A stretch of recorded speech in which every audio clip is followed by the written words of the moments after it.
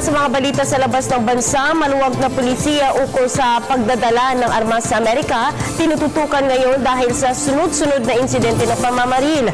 At Islamic State militants gumagawa ng mga trenches o ang hinukay na landas sa Syria. Itong maglobalita ni Edwin Eusebio. Naguhukay na ng kanilang mga landas o trenches sa mga rebeldeng Islamic State sa Syria. Ito ay siniwalat ngayon ng mga aktivistang oposisyon at sinabi ng mga ito na nakapalibot ang mga trenches sa de facto capital ng Raqqa. Inatasan na rin naman ang mga sibilyan na mag-ipon at mga pangangailangan. Ito ay bilang paghahanda sa pagsalakay sa Raqqa ng Kurdish-led forces.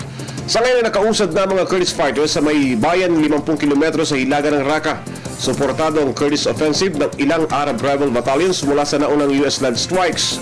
Sa nakalipas na 2 linggo, nailunsad ang mga airstrikes na nagbigay daan para makalapit ang Kurdish forces sa bayan ng Raqqa, Saka at Kobani.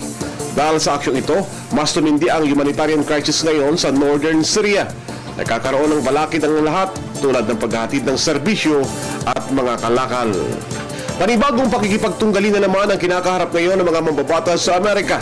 Laban ito sa mga karahasan na may kaugnayan sa paggamit ng baril. Dito sa pagkakaroon ng armas ng mga mamamayan nito. Bunsod nito, libo-libong mga Amerikano ang napapaslang sa pamamaril kada taon. Pinakahuli nito ang karahasang naganap sa mga nagsisimba lamang nitong nakalipas na linggo sa Charleston, South Carolina.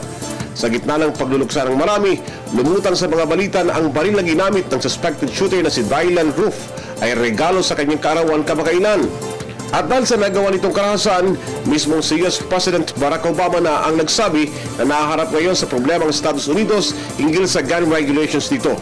Aminado naman ng US President na hindi siya makaka-aksyon basta-basta dahil sa mga gun rights lobbyists, gayon din na nahaluan na anya ng politika ang naturang issue.